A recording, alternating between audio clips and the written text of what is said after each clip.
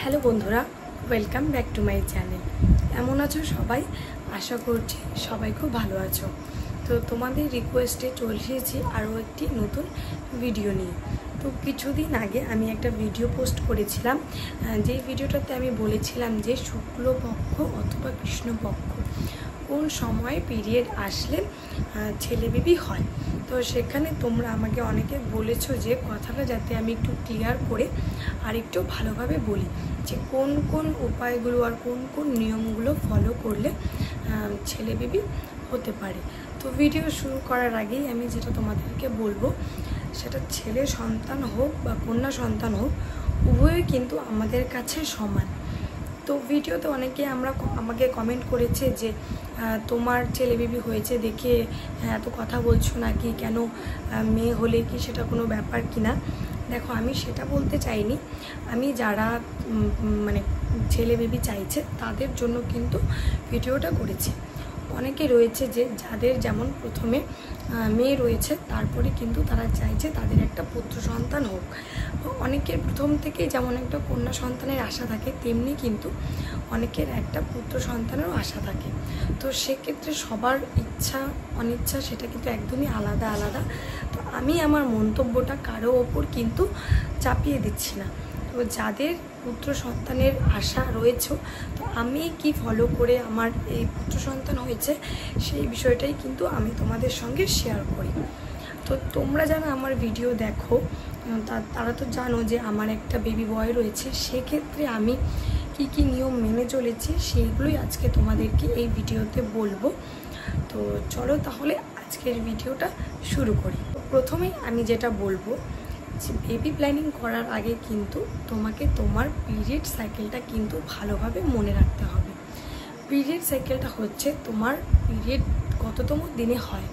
মানে যেমন কারো 28 দিনে হতে পারে, বা কারো 30 দিন, বা কারো 32। আর 32 দিনের পরে যেই পিরিয়ডগুলো হয় সেগুলো কিন্তু অনিয়মিত, মানে ইরেগুলার, যেগুলোর কোনো নির্দিষ্ট টাইমিং থাকে না।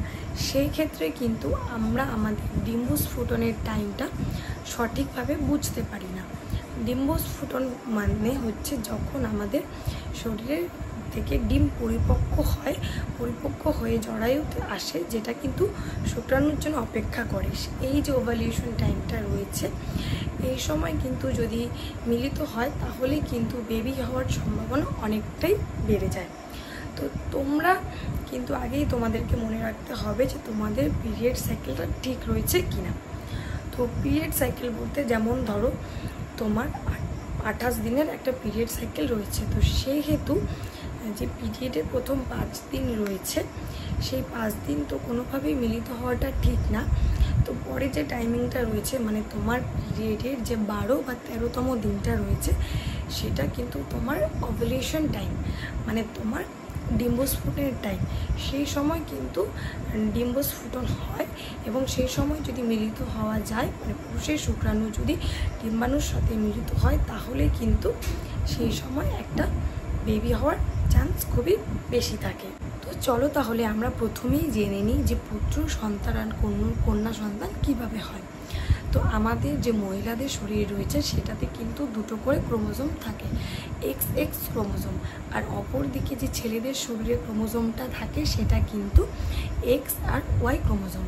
তো যখন আমরা আমাদের ওভালিউশন মানে ডিম্বস্ফুটন প্রক্রিয়াতে মিলিত হই, তখন যদি X মানে ছেলেদের শরীরের X আর মেয়েদের শরীরের যে X ক্রোমোজোম রয়েছে সেটা যদি মিলিত হয়, তাহলে কিন্তু কন্যা সন্তান হয়। আর যদি ছেলেদের Y ক্রোমোজোম আর মেয়েদের X ক্রোমোজোম মিলিত হয়, তাহলে কিন্তু ছেলে বেবি হয়। তো আমি যেটা বলবো, Y ক্রোমোজোম যেটা রয়েছে সেটা কিন্তু খুবই দুর্বল, আর যেটা X ক্রোমোজোম রয়েছে সেটা কিন্তু খুবই মানে খুবই শক্ত ধরনের, মানে সহজে কোনো কিছু হয় না। তো যেটা আমরা ধরো মিলিত হওয়ার পরে যে ক্রোমোজোমটা রয়েছে, মানে যেটা Y ক্রোমোজোমটা, সেটা কিন্তু 2 থেকে আড়াই দিনের মতো কিন্তু পর্যন্ত জীবিত থাকে। আর ওইদিকে কিন্তু যেটা X ক্রোমোজোম রয়েছে সেটা আমি যেহেতু বললাম যে Y ক্রোমোজোমের থেকে একটু শক্তিশালী, তো সেটা কিন্তু 5 থেকে 6 দিন পর্যন্ত আমাদের শরীরে জীবিত থাকে। তো তোমরা যখন মিলিত হবে তখন কিন্তু মিডিলের তোমাদের মানে তোমরা যেদিন যেই টাইমটাতে মিলিত হলে তার পরের টাইমটা কিন্তু তোমরা মানে পরের দিন হয়তো গ্যাপ দিলে কিন্তু সেই গ্যাপটা কিন্তু 2 দিনের বেশি হওয়া যাবে না, কারণ যে ওয়াই ক্রোমোসোমটা রয়েছে সেটা কিন্তু এমনি দুর্বল, তো সেটা খুব তাড়াতাড়ি মরে যায়। তো সেহেতু তোমাকে কিন্তু কোনো গ্যাপ দেওয়া যাবে না। পারলেই তুমি পরের দিনও আবার মিলিত হতে পারো তোমার ওভুলেশন পিরিয়ডে, আর সে যদি সম্ভব না হয় তাহলে কিন্তু একদিন গ্যাপ দিয়ে তোমাকে পরের দিন আবার মিলিত হবে। তো সেই ক্ষেত্রে তখন যদি এক্স আর ওয়াইটা মিলে যায় তাহলে কিন্তু পুত্র সন্তান হয়ে থাকে। পুত্র সন্তান হওয়ার জন্য আমি আরও যে উপায়গুলো মানে যে নিয়মগুলো মেনেছিলাম সেটা কিন্তু বৈজ্ঞানিক মতে সঠিক না হলেও সেটা কিন্তু আমি আমার মানে ঠাকুমা দিদা বয়স্ক যারা রয়েছে তারা কিন্তু সেই পুরাতন সময় থেকে এগুলোতে খুবই বিশ্বাস করে। তো সেই হেতু আমি তাদের কাছ থেকেই শুনেছি এই নিয়মগুলো। তো আমি আমার ওপরে এই নিয়মগুলো ব্যবহার করেছি এবং রেজাল্টটা তোমরা সবাই জানো। তো সেই ক্ষেত্রে আমার যতটা বিশ্বাস রয়েছে যে তার জন্য আমি কিন্তু কথাগুলো তোমাদের সঙ্গে শেয়ার করছি। তো প্রথমেই তোমরা হয়তো অনেকে শুনেছো যে জোর বেজোর দিন যেই দিনগুলো রয়েছে সেই সঠিক টাইমটাতে কিন্তু তোমাকে মিলিত হতে হয়। তো জোর দিন ধরো 2 দিন 4 দিন মানে তোমার যে ওভুলেশনের টাইমটা রয়েছে, ধরো তোমার পিরিয়ডের পর 13-14তম দিনটা যেটা রয়েছে সেটা ধরো পড়লো 12তম দিন, তাহলে 14তম দিন মানে 12তম দিন সেটা হলো জোড়া, সেই মিডিলে 13 পড়লে সেটা কিন্তু বেজোর হয়ে যায়। আবার 14তম দিন সেটা জোড়া হয়ে যায়, আবার 15তম দিন হলে কিন্তু সেটা বেজোড়া হয়ে যায়। তো তাহলে তুমি কি করবে যে তোমার যে একটা জোর দিন দেখে সেই সময় সঠিক টাইমটা বুঝে কিন্তু তুমি মিলিত হতে পারো। এটা একটা উপায় রয়েছে যার ফলে কিন্তু ছেলে সন্তান হয়ে থাকে।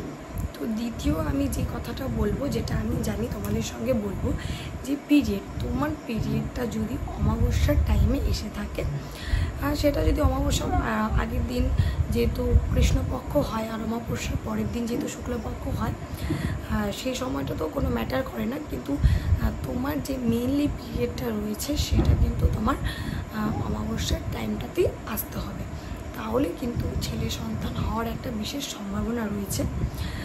এই যে টাইমগুলো রয়েছে এই টাইমগুলো তুমি যদি একটু মেনটেন করে তোমার ওভুলেশনের টাইমটাকে সঠিকভাবে নির্ধারণ করে, আবার একদিকে তোমাকে জোর টাইমটা দেখতে হবে, এই টাইমগুলো তুমি যদি মেনটেন করে সবটা করতে পারো তাহলে কিন্তু আমি যতটা জানি অবশ্যই তোমার পুত্র সন্তান হবে। আর বাদবাকি আমি তোমাদেরকে যেটা বললাম যে তোমাদের পিরিয়ডের টাইমটা যদি অমাবস্যার টাইমে আসে তাহলে কিন্তু পুত্র সন্তান হওয়ার সম্ভাবনা রয়েছে। তো এই ছিল আমার আজকের কিছু কথা, যেগুলো আমি আমার ওপরে যে নিয়মগুলো করেছি যার ফলে আমার কিন্তু পুত্র সন্তান হয়েছে। তো আশা করছি এই উপায়গুলো ফলো করে তোমাদের একটু হলেও লাভ হবে। তো আজকের ভিডিওটা আশা করছি তোমাদের একটু হলেও ইনফরমেটিভ লেগেছে। আর ভিডিওটা যদি ভালো লাগে অবশ্যই লাইক কমেন্ট শেয়ার করে চ্যানেলটিকে সাবস্ক্রাইব করবে। আর তোমাদের যদি কোনো রকম জিজ্ঞাসা থাকে অবশ্যই আমাকে কমেন্ট বক্সে জানাবে, আমি অবশ্যই রিপ্লাই দেওয়ার চেষ্টা করব। তো টাটা সবাইকে, ভিডিওটা এখানেই শেষ করছি, ভালো থাকবে সবাই।